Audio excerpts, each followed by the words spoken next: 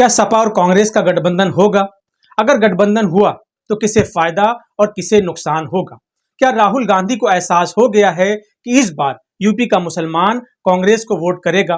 क्या राहुल गांधी खुद नहीं चाहते कि समाजवादी पार्टी के साथ गठबंधन हो? हम आपको सब बताएंगे, बस आप वीडियो पर आखिरी तक बने रहिए। हेलो दोस्तों, मैं हूं मोहम्मद रजी। लोकसभा चुनाव के लिए अगले हफ्ते अधिसूचना जारी हो जाएगी, लेकिन अभी तक कांग्रेस और सपा के बीच औपचारिक रूप से गठबंधन का ऐलान नहीं हुआ। हालांकि समाजवादी पार्टी ने कांग्रेस को 17 सीटें देने का ऐलान किया है, जिसमें मुख्य रूप से वाराणसी, अमरोहा, बागपत, गाजियाबाद, नोएडा, बुलंदशहर, सहारनपुर, हाथरस, कानपुर, झांसी, फतेहपुर सीकरी, बाराबंकी, सीतापुर, कैसरगंज, महाराजगंज, अमेठी और रायबरेली शामिल है। लेकिन कांग्रेस की तरफ से अभी तक इस पर कोई जवाब नहीं आया है। कांग्रेस की तरफ से हो रही देरी को लेकर समाजवादी पार्टी ने वाराणसी से अपना प्रत्याशी घोषित कर दिया है। यहां समाजवादी पार्टी ने सुरेंद्र सिंह पटेल को टिकट दिया है, जो इससे पहले मंत्री भी रह चुके हैं।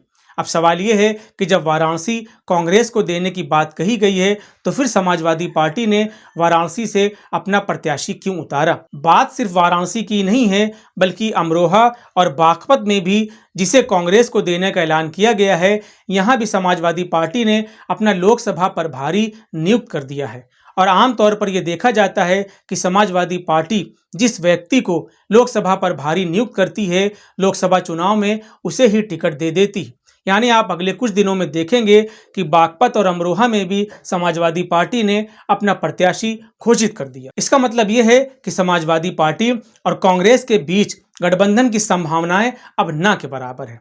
लेकिन अंदर खाने में चर्चा है कि अभी भी कांग्रेस और समाजवादी पार्टी के कुछ लोग, खासकर थिंक टैंक, गठबंधन पर विचार कर रहे हैं और जल्द ही सीट शेयरिंग का फार्मूला तय हो सकता है। अब ये भी सवाल पैदा होता है कि अगर समाजवादी पार्टी कांग्रेस के साथ गठबंधन करती है तो उसे नुकसान होगा या फायदा। दोस्तों, आपको बता दें कि गठबंधन हमेशा उस पार्टी के साथ किया जाता है जिसके पास अपना कोई बेस वोट हो। जिस तरह से बीजेपी के पास स्वर्ण जाति के रूप में मजबूत बेस वोट है, आपने देखा होगा कि ब्राह्मण, ठाकुर, लाला, बनिया या आम तौर पर परिस्थितियां कैसी भी हों, ये हमेशा बीजेपी प्रत्याशी को ही वोट करते हैं।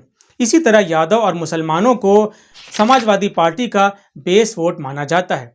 इसी तरह दलितों को भी बीएसपी का बेस वोट माना जाता है। अगर हम दलितों में जाटव समाज की बात करें, जिनकी संख्या उत्तर प्रदेश में करीब 13% है, वो आज भी बीएसपी को ही वोट करते हैं।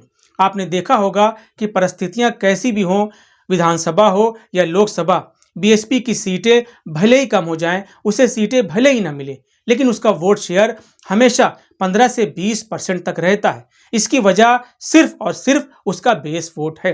अब सवाल ये पैदा होता है कि कांग्रेस के पास वैचारिक रूप से किस तरह का बेस वोट है। आपको बता दें कि उत्तर प्रदेश में बेस वोट के नाम पर कांग्रेस के पास कोई भी वोट नहीं है। ऐसी एक भी जाति नहीं है जो वैचारिक रूप से कांग्रेस को वोट करती हो। उत्तर प्रदेश में पिछड़ी जाति के रूप में यादव, मल्ला, बिंद, कुम्हार, पटेल, मौर्य तमाम जातियां हैं, लेकिन आपने कभी नहीं देखा होगा कि ये लोग वैचारिक रूप से कांग्रेस को वोट करते हैं, ये मानते हैं कि ये कांग्रेस के बेस वोटर हैं। दलितों में भी ऐसी कोई जाति नहीं है जो वैचारिक रूप से कांग्रेस को वोट करती है। ऐसे में अगर समाजवादी पार्टी कांग्रेस से गठबंधन करती है तो समाजवादी पार्टी को सिर्फ और सिर्फ नुकसान होगा। इसकी वजह यह है कि समाजवादी पार्टी गठबंधन के बाद कांग्रेस को सीट देगी।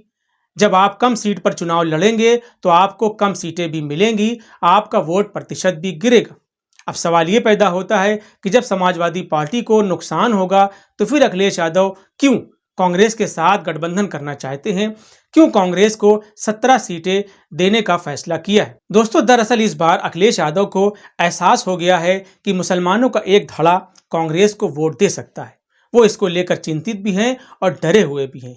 वो मुसलमानों को रोकने के लिए कांग्रेस के साथ पैक्ट करना चाहते हैं। अगर कांग्रेस और सपा के साथ पैक्ट हो जाता है तो जाहिरी तौर पर मुसलमान कांग्रेस और समाजवादी के बीच ही रहेगा, डिवाइड नहीं होगा। चूंकि दोनों के बीच गठबंधन रहेगा तो जहां से कांग्रेस का प्रत्याशी घोषित होगा मुसलमान वहां उसे कांग्रेस को वोट देगा, जहां से समाजवादी पार्टी का प्रत्याशी घोषित होगा मुसलमान वहां सपा को वोट देगा। यानी मुसलमान वोट बैंक में सेंध नहीं लगेगी।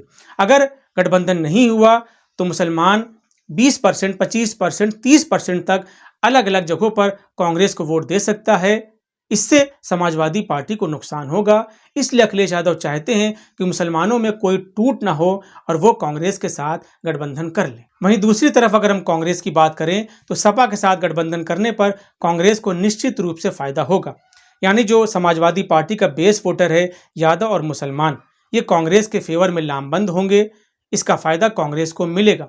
अब सवाल यह है कि जब कांग्रेस को गठबंधन करने से फायदा हो रहा है तो फिर कांग्रेस इसमें देरी क्यों कर रही है? दरअसल राहुल गांधी डबल गेम खेल रहे हैं। राहुल गांधी उन प्रदेशों में जहां जहां मुसलमानों की संख्या ज्यादा है वैकल्पिक पार्टी के रूप में उभरना चाहते हैं। राहुल गांधी चाहते हैं कि उत्तर प्रदेश, बिहार और बंगाल में वैकल्पिक पार्टी के रूप में कांग्रेस मजबूत हो, यानी बीजेपी के सामने कांग्रेस ही खड़ी रहे। वो क्षेत्रीय पार्टियों को कमजोर करना चाहते हैं। कांग्रेस को भी इस बार एहसास हो गया है कि लोकसभा 24 का चुनाव कांग्रेस नहीं जीत पाएगी, तो वो चुनाव जीतने के लिए बिल्कुल भी नहीं लड़ रहे हैं, बल्कि अपना जनाधार बढ़ाने के लिए लड़ रहे हैं ताकि इसके बाद आने वाले चुनाव में कांग्रेस मजबूत हो सके। शायद यही वजह है कि कांग्रेस इस बार यूपी के अंदर अकेले लड़ने की तैयारी कर रही है। हो सकता है कि छोटी छोटी पार्टियों के साथ वो अलायंस करे, लेकिन सपा के साथ अलायंस ना करे।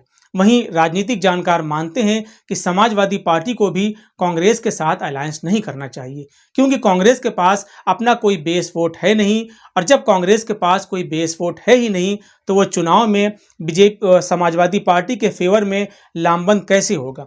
इससे समाजवादी पार्टी को नुकसान होगा, उसकी सीटें कम होंगी, उसका वोट शेयर कम होगा।